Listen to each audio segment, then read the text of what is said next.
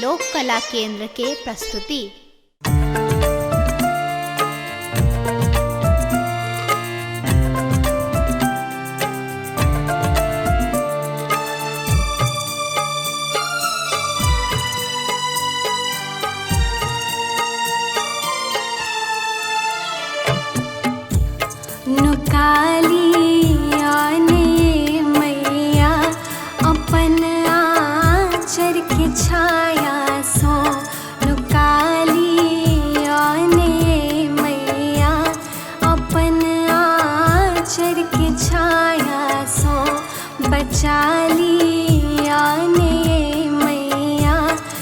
जग के मोह माया सो नुकाली आने मैया अपन आँचर की छाया सो।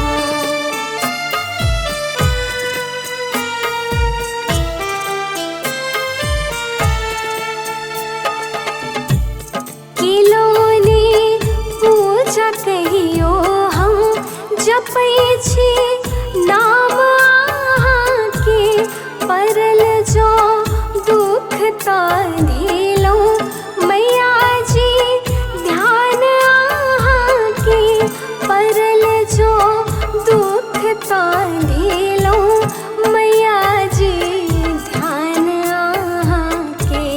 कदियो बरखा अमृत के अपन आँचर की छाया सो नुकाली आने मैया अपन आँचर के छाया सो। बचाली आने मैया ई जग के मोह माया सो।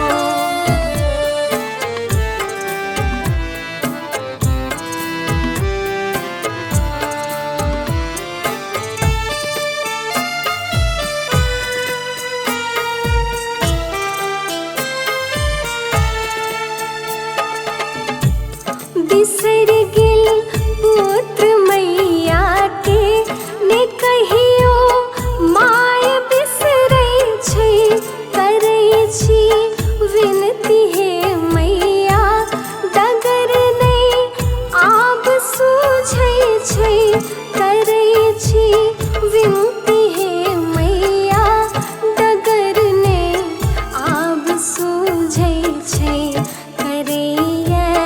भावना विनती लचारे अछि काया सो नुकाली आने मैया अपन आँचर की छाया सो।